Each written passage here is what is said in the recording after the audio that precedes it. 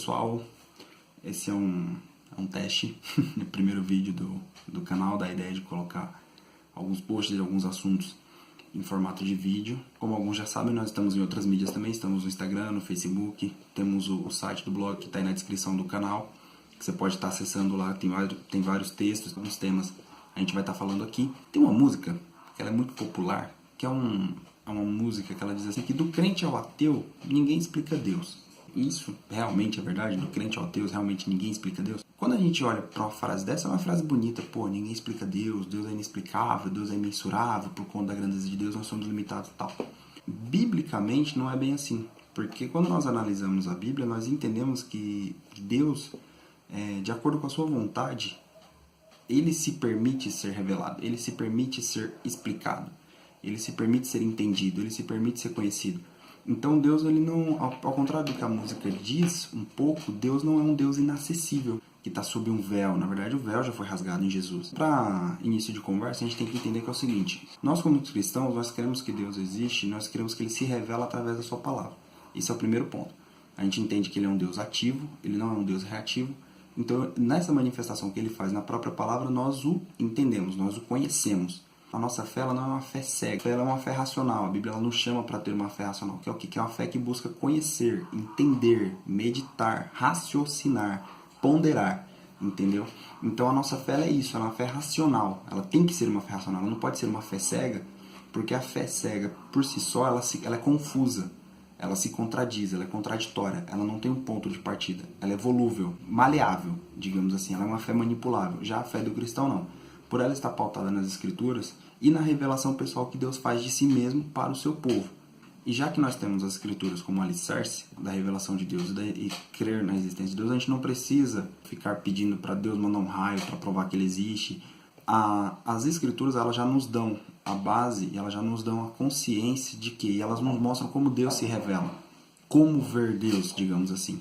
Por exemplo, quando nós olhamos para o que Paulo escreve em Romanos, Paulo fala o seguinte: a criação revela a glória de Deus. Também em outras referências, um dia faz menção a outro dia, e nós vemos que a própria criação, quando nós olhamos para tudo que é criado, já tem a revelação de Deus.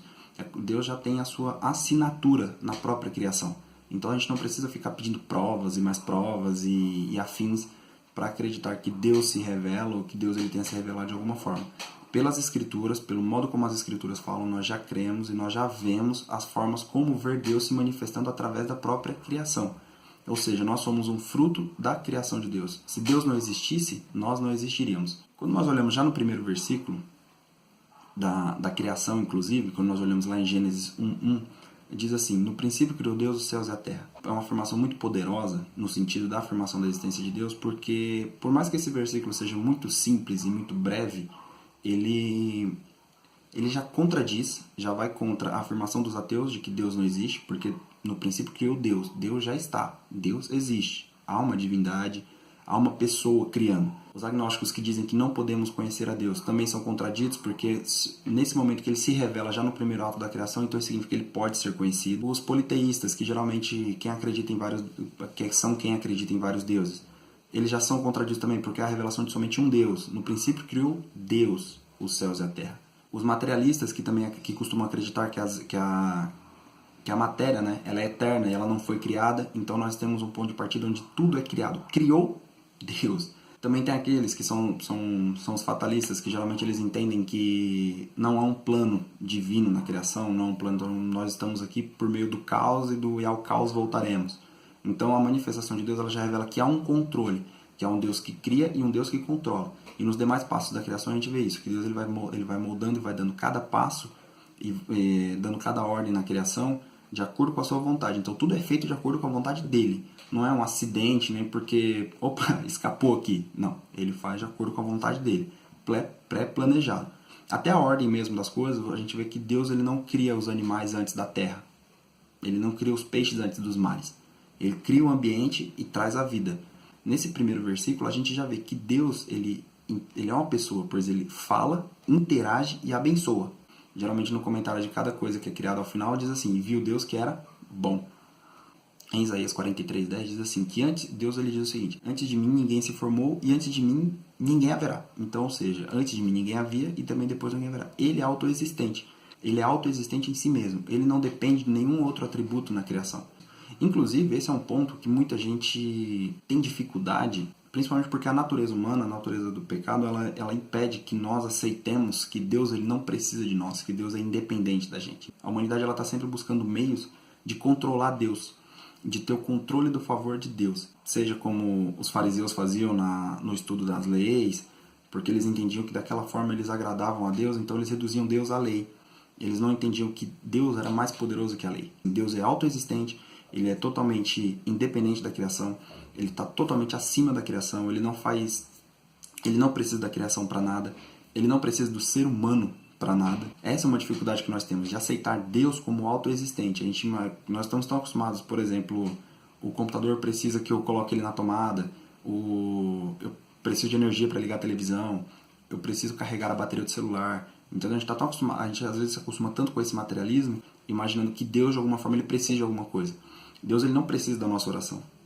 Deus não rejeita. Tem até uma outra música que diz que Deus não rejeita a oração, porque a oração é alimento. Não. Deus não precisa do nosso louvor. Deus não precisa de nada que nós tenhamos a fazer. Essas são expressões de nós nos relacionarmos com Ele. Isso é uma coisa que a gente tem que entender e tem uma diferença absurda. Porque Ele não precisa da minha oração, Ele não precisa da minha adoração, Ele não precisa de mim. Ele não precisa de nada. Ele não precisa do sol, ele não precisa do universo. Ele não precisa de nada. Então a gente tem que entender que o louvor, a oração, tudo aquilo que fazemos, a leitura da palavra que fazemos, tal, a pregação, tudo isso são formas de nós nos relacionarmos com Deus, de nós servirmos ao propósito da criação, que é o quê? Que é glorificar ao nome dele, que é glorificar ao nome de Deus primariamente. Uma coisa que é interessante nessa questão da autoexistência de Deus, é que Deus, nada passa por fora de Deus. A gente imagina um universo grande, se expandindo, e às vezes a gente imagina que Deus de alguma forma ele está dentro do universo. Então só que para Deus ele estar dentro, alguma coisa tem que passar por fora. Porque o universo ele acaba tendo que ser maior. O universo acaba tendo que ser maior. Mas não é assim. Então Deus é tão grande que não há nada por fora dele. Tudo está nele. Tudo foi por ele, tudo é para ele e tudo é por meio dele. Então, se existimos é por meio dele e por ele e para ele. Então, nada está fora de Deus, nada passa por fora de Deus. Deus não tem limite, Deus é ilimitado. O tempo, a própria medida de tempo que nós temos, nós somos sujeitos ao tempo, o tempo não passa por fora de Deus. O próprio tempo ele está dentro de Deus. O tempo está em Deus. Então, o próprio tempo está sob o controle de Deus. Não se trata apenas de uma questão onde Deus também está sujeito ao tempo. Não, o tempo foi criado por Deus. Isso prova a superioridade dele como a existência máxima, como um ser supremo. Porque se ele não está sujeito ao fator que deteriora e degrada e envelhece e mata, quando você supera esse poder, você tem o tamanho da noção de Deus. Porque Deus ele não é afetado por isso. Deus não está sujeito a isso. Aí, entrando nessa questão do tempo, quando a gente vê lá que no princípio criou Deus os céus e a terra, nós vemos que a partir dali o tempo é contado, porque no princípio, quando ele cria, o tempo já vem junto. Então a marcação passa a ser contada dali. Tem vários debates e várias linhas teológicas a respeito de se os dias da criação eles são figurados ou se eles são literais. Se eles realmente são 7 dias de 24 horas ou se são períodos de tempo figurativos. Seja qualquer uma das duas linhas que você siga ou que você acredita, o que é importante nas duas é o seguinte, que nenhuma das duas de forma nenhuma diminui o poder de Deus na criação. É até muito comum que pessoas que tenham linhas teológicas diferentes e divergentes, elas acabem ficando totalmente opostas. Há casos em que são heréticos mesmo, mas há casos que não. Esse é um deles. Nenhum dos dois nega a ação divina na criação. Mas se Deus é uma pessoa, então Deus tem um caráter. Caráter, natureza, geralmente basicamente as pessoas acabam tomando como a mesma coisa. Então eu vou tomar 3 pontos aqui da natureza de Deus que eu acho que são muito interessantes, que é o seguinte: o primeiro deles é, Deus é espírito. Ele não tem forma. Nossa, mas e quando falam lá que Deus tem as coisas nas mãos, que está tudo na mão de Deus? O que está querendo dizer isso?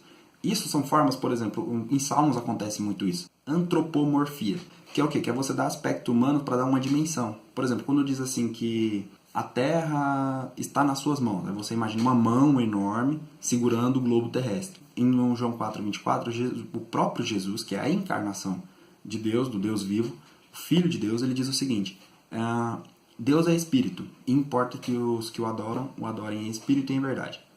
Ponto. Essas ilustrações que tem de a terra está sobre os seus pés, toda a criação está sobre as tuas mãos, tudo isso são ilustrações para mostrar a soberania e a grandeza de Deus sobre toda a criação. Quando a gente tem que levar em consideração também que é o seguinte: mas então Deus é pequeno, porque se Deus segura a terra, o universo é maior que Deus. Não, vamos com calma aí. As pessoas que entenderam, que escreveram a Bíblia naquele período, elas não tinham um conhecimento da expansão do universo que nós temos hoje. Então, eles usaram porque era na medida do que eles conheciam e do que eles tinham, até o alcance do conhecimento. Provavelmente, se fosse escrito hoje, teria sido muito maior. Sei lá, de repente Davi falaria que a Via Láctea tá na mão, tá no dedo de Deus, entendeu? Então, não é uma forma figurada de linguagem, não é uma forma literal. Então a gente tem que tomar cuidado com isso, porque tem gente que às vezes tem gente que Deus é do tamanho da sua fé. Não, Deus não é do tamanho da nossa fé. Na verdade, Deus é muito maior a isso. Deus não há medidas que possam medir a grandeza de Deus. Uma outra coisa é o seguinte: Deus é bom. Bom. Vou até usar a frase do Deus não está morto. Deus é bom o tempo todo Deus é bom. Existe hoje, a gente, às vezes, por conta de várias filosofias e ideologias que estão sendo ensinadas por aí, a gente tende a entender que a gente tem. O cristão é tentado a acreditar que Deus de alguma forma é ruim. Que Deus de alguma forma ele é ruim, ele não sabe o que faz, ele erra, e não é assim. A primeira coisa que nós temos que entender é que Deus é bom. A bondade de Deus ela começa sendo expressa lá em Gênesis. E viu Deus que era bom. Não, a criação não é boa simplesmente por conta dela em si mesma. Ela é boa porque ela foi feita por Deus. Ela é boa porque ela foi criada por um Deus bom. Ela é boa porque ela foi planejada por um Deus bom. Ela foi feita para a glória de um Deus bom. Então o objetivo final da criação é glorificar a um Deus bom. Hoje nós temos uma perversão do conceito de amor. As pessoas falam assim: mas é amor, como é o caso da homossexualidade, enfim, por conta da revolução sexual que está sendo promovida, e a ideia é que seja mesmo justamente, quanto mais eles chamarem de amor o que Deus chama de pecado, a imagem de Deus acaba ficando como ruim. E nós, como cristãos, nós somos tentados todos os dias a acreditar nisso. Só que, uma vez que nós somos fiéis à palavra, que nós nos mantemos firmes na palavra, nós sabemos que isso não é verdade. Nós vemos a bondade de Deus manifesta em todos os aspectos, seja da criação, seja das nossas vidas e na palavra. Nós vemos a bondade de Deus no equilíbrio entre predadores e presas. Nós vemos a bondade de Deus no equilíbrio entre as estações do ano, no equilíbrio das colheitas, nas vitaminas que compõem os alimentos que nós comemos, que nós ingerimos. Então, sempre que que o homem ele interfere nisso, seja com transgênicos, seja com poluição, com qualquer outra coisa, isso acaba influenciando na criação. Então a criação ela passa a sofrer não porque Deus fez com que ela ficasse assim, mas porque a ação do homem interfere naquilo que Deus planejou. E aí é que está um problema. Então, quando o homem interfere naquilo que Deus originalmente planejou, interfere mesmo na criação, que não tem consciência, não tem racionalidade, não tem caráter, não tem atributos morais, imagine no homem. Imagine o estrago que isso faz no homem. Por exemplo, se a degradação da camada de ozônio ela prejudica o equilíbrio climático, imagine, por exemplo, o que não acontece quando o homem mexe no próprio corpo. O que não acontece quando o ser humano ele passa a mexer e a adulterar o próprio corpo. Que é um corpo que tem mente, tem alma, tem espírito e tem atributos morais. Só olhar aí para fora que a gente consegue ver o tamanho do estrago que isso faz moralmente falando. Deus é fiel. Ele se mantém fiel a si mesmo, pois ele não muda. Ele não deixa de ser santo, ele não deixa de ser justo, ele não deixa de ser bom.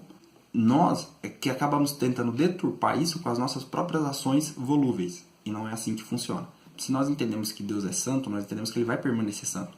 E se ele nos chama à santidade, esse chamado não vai mudar. E uma vez que esse chamado não muda, essa é uma parte que nós distorcemos muito. Porque nós queremos mudar esse chamado. Nós queremos mudar esse chamado para aquilo que nós achamos conveniente. Ser padrão aos olhos de Deus é meio complicado, é ruim. Então a gente quer mudar isso para que a gente seja do modo como nós queremos. E não é assim, nós não fomos chamados para isso. Nós fomos chamados para glorificar a Deus com as nossas ações e com as nossas vidas. Então, como que nós glorificamos a Deus? Sendo como Ele. E isso inclui ser santo. Principalmente essa questão do amor de Deus, que ela é muito deturpada, porque o ser humano ele tem se acostumado, se adaptado com um amor que concorda. Só que esse amor que concorda, ele está sendo um amor destrutivo. E esse amor destrutivo, ele está sendo tido como bom. Só que, se é destrutivo, não é bom. Um diálogo que eu gosto muito é aquele em João 21, que é entre Jesus e Pedro. O que eu gosto desse diálogo é em grego. Porque é o seguinte, em grego, Jesus ele pergunta para Pedro, Petros, agapo mu, ou seja, amor ágape. Aí Pedro responde bem assim, Kyrios, filai. Kyrios é Senhor, que é quando ele responde, Senhor, eu gosto.